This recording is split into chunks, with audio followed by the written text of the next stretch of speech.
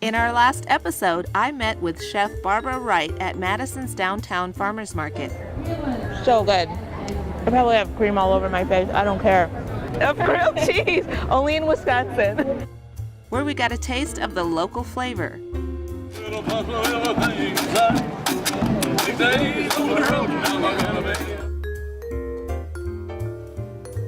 And have some mishaps along the way. This is later.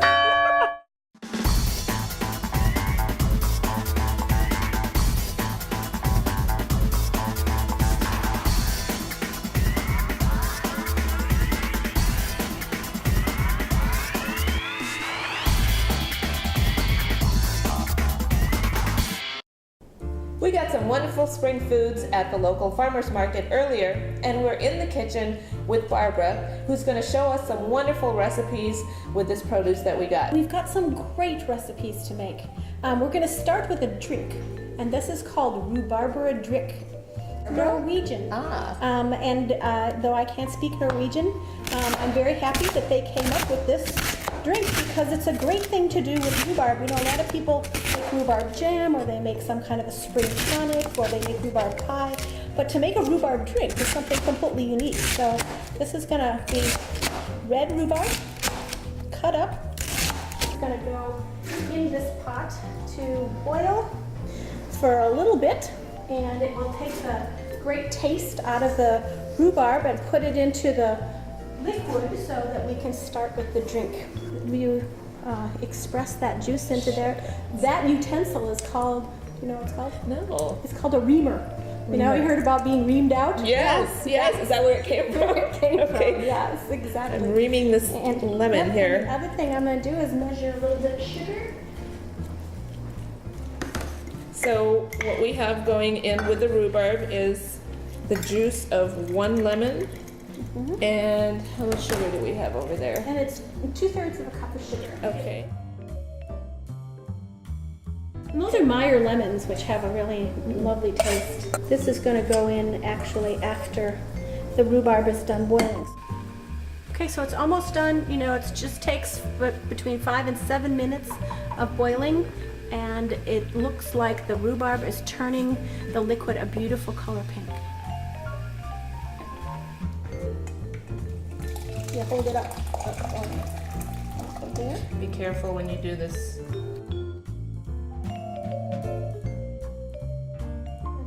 As I said, it's turning a really pretty color pink. Yeah, that's beautiful. So, It almost looks like pink grapefruit juice. yeah, it does. It will look a little bit like pink lemonade, but with the strawberries in it, it will be gorgeous. Okay, that's really all we need. And I'm gonna add a little sugar to it. It's pretty simple. I could just imagine people on the fjords of Norway making this every spring. And Only like what, 4 ingredients? Sugar, water, rhubarb, and lemon. That's it. And so we're gonna put it into the pitcher, and while we're making the rest of the vegetables into great stuff, this is gonna be chilling. The rhubarb drink is almost ready. It needs a little bit of strawberries. Yep, it should be nicely chilled. Yeah. Maybe we should put a little ice in it. Okay.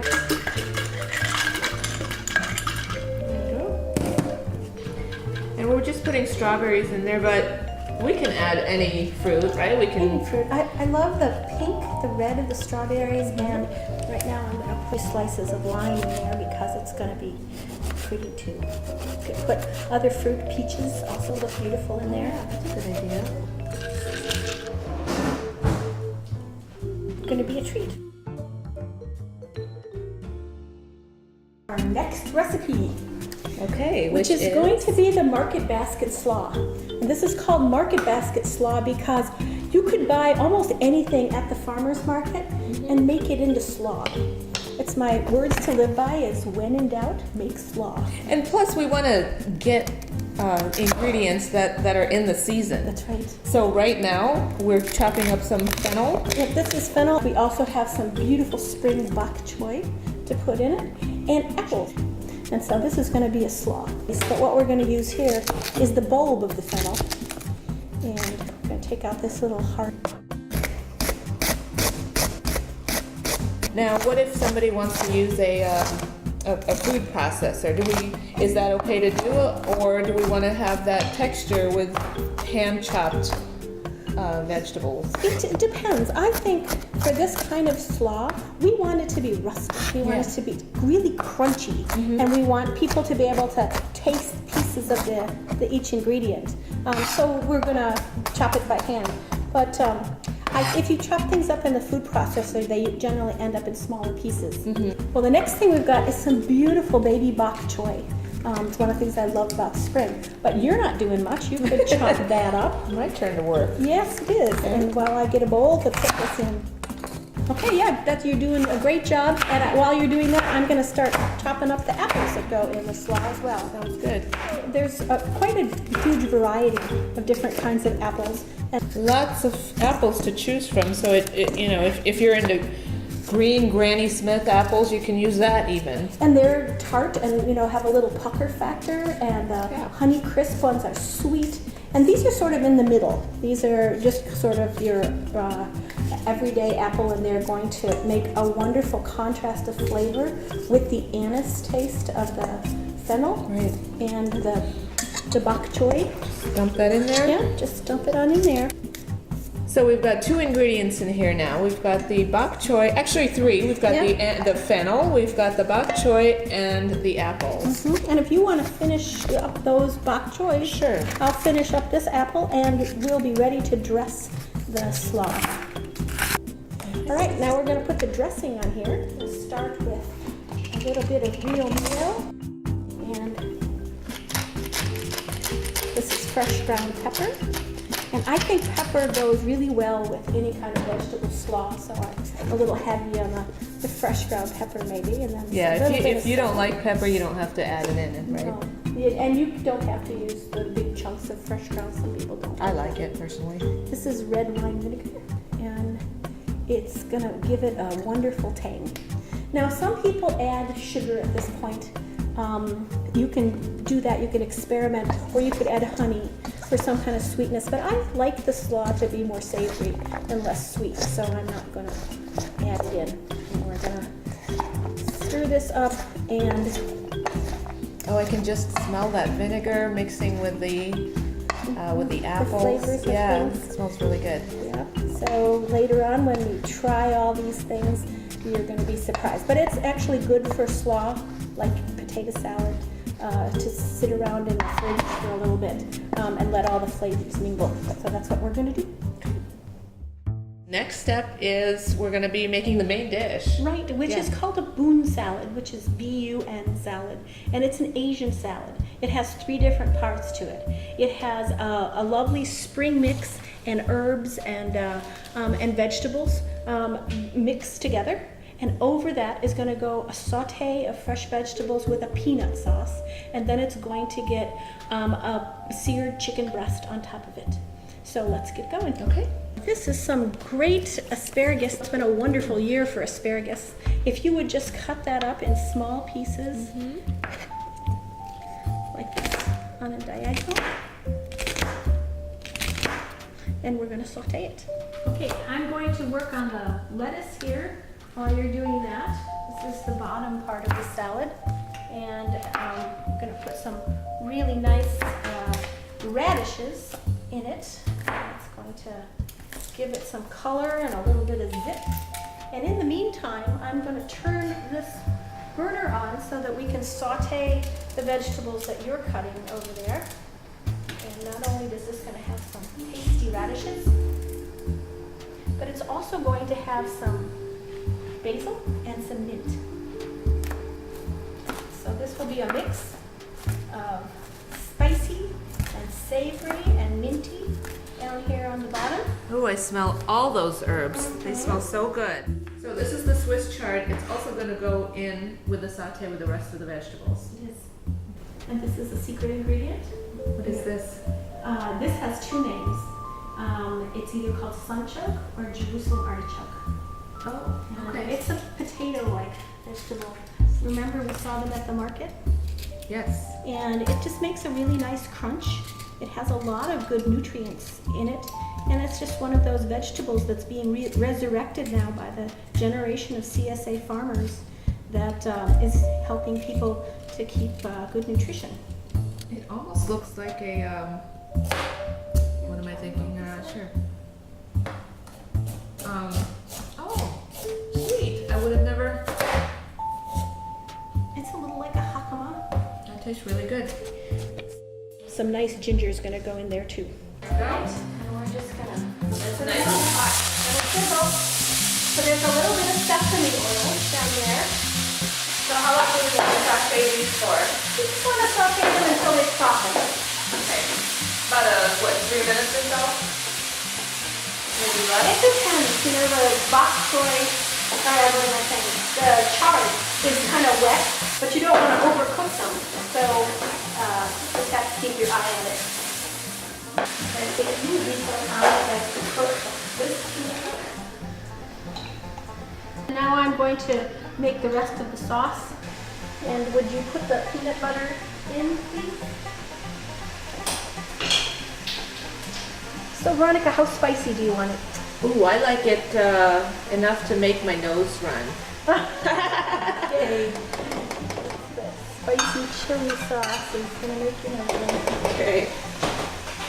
And this is urban honey. It comes from mad urban bees that are here in Madison. Oh, great. So there's hives in the city. So we're just putting the honey in there to even out, to kind of balance, rather, the saltiness of the peanut butter. Yeah, the saltiness of the peanut butter, the sourness of the lemons, and the sweetness of the honey is going to make up for a very good contrast. And then soy sauce. So we had about a 1/3 cup of soy sauce in there. And so do you want to stir so Sure. the peanut butter gets melted? Yeah. These pans are designed for flipping the food. So you can flip it around like that while you're stirring. I don't know if you want me to do that. I might get it all over my front. And takes a little bit for the peanut butter to Yeah, it's nice down and into thick. there. But it makes a really lovely sauce. And It smells delicious. add a little bit of water to it. So as it needs to thin down, because it's supposed to be a sauce for greens. We don't want it to be too coagulated.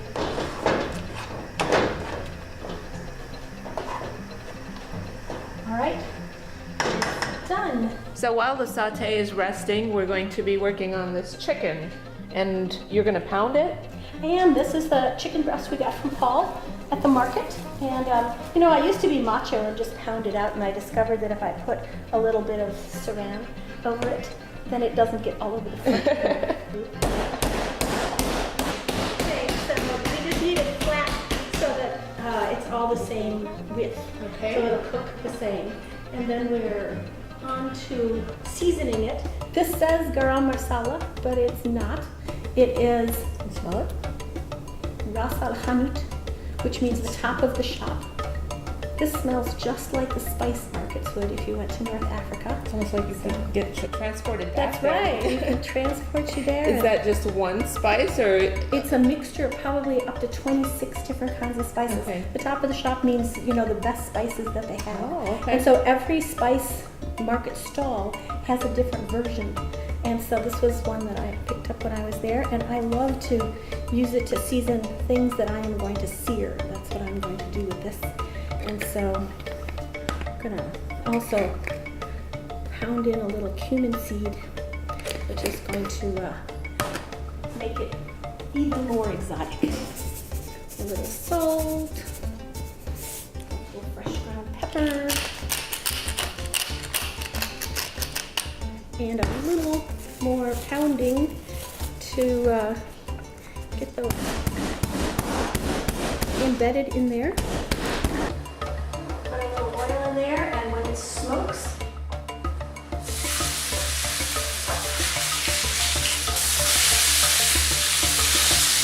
So we just want the chicken to be nice and seared for about 5 minutes or so until it just cooks just about right. Because it's chicken, we want to be careful that it's cooked all the way through, and that's why we pounded it flat. But we don't want it to get too overdone. The edges to get too crispy. And you can smell those spices in the air. Yeah, they smell like that spice market. Okay, so we're going to finish it up and put it all together. Could you put some noodles in this bowl? Sure. About how much? About probably 2 cups. 2 cups. And we're going to sprinkle it with a little bit of oil. So if you mix those up there. Again, now, does it have to be sesame oil? Can it be olive oil? It can be any kind of oil that keeps the things from sticking. Moist. Yeah. Okay, I think this is nicely mixed. All right, and onto the salad it goes. You know, cold noodles are a standard all around the Asian world. And so this comes from that tradition. So a little bit of cold noodles. So I notice we're using soba noodles, but again, it doesn't have to be soba noodles. It can be rice noodles, it could be cellophane noodles, it could even be like pasta. Put a little bit of this on there. It's going to give a nice taste Smells to it. really good.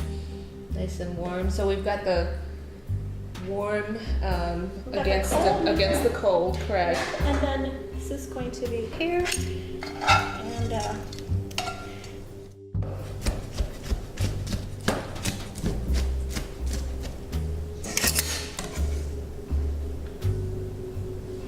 okay, so we're just going to top this up with a little bit more onion. And voila, here we are. All done. This is a great Nice thing to and serve. fresh and Serve on a really day. You don't want to grill out, but it's fancy enough to serve to your family and friends and make it a special occasion. Has all the things that we found at the farmer's market, and it's just going to be tasty. and healthy too.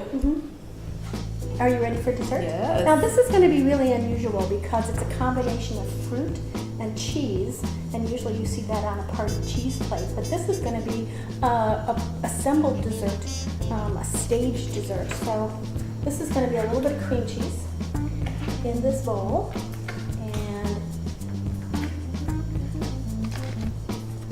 So I see you're using 2 kinds of cheeses, but the kashari cheese and cream cheese. But like you just said, we can use, if you like blue cheese, you can use blue cheese. You can use feta cheese. mascarpone is good instead of this, or neuchatel, or you could use any kind of a soft cheese and a semi-soft cheese together to make this. Now, Kashari is a town in Turkey, and this was my favorite cheese whenever I would travel there. And then they started making it here. Yay! So it's available. It is, and it's cheap, and it's like a white cheddar. Okay, are you ready? Yep. Start mixing there. We'll get this out of your way. Yep, and you just kind of push down. I'll show you the technique. Like you're mashing potatoes. That's right, because that's what we're doing.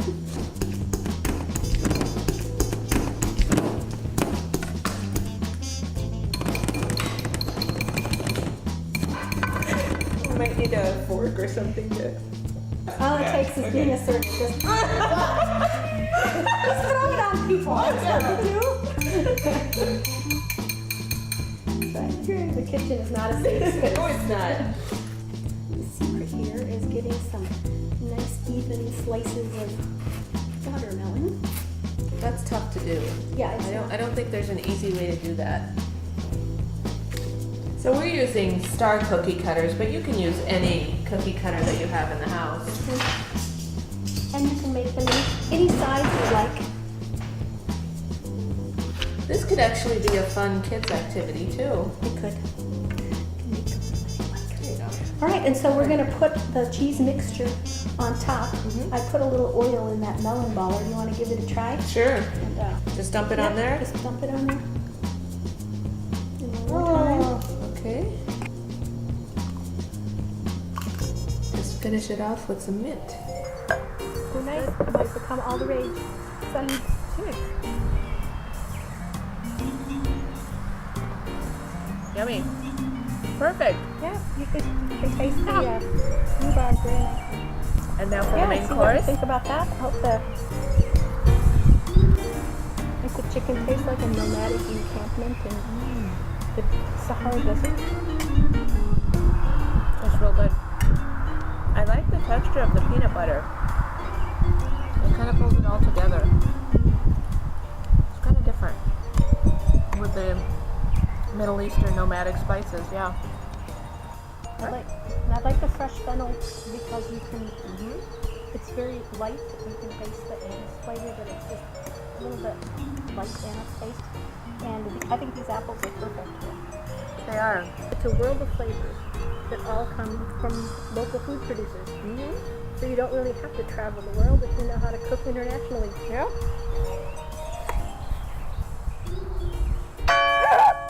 There's a spider.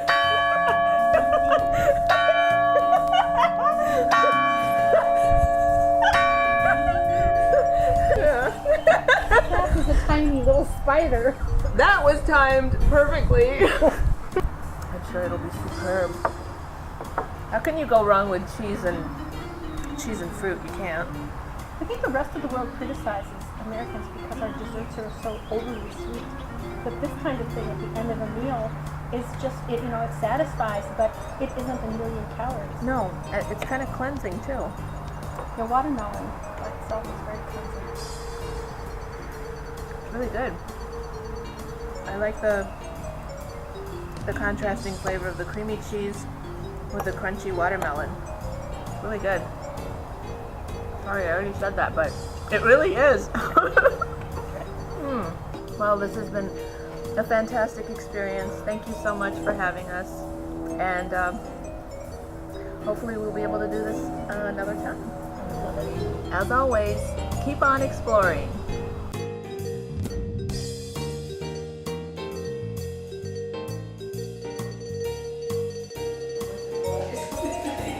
I was scared by the bell.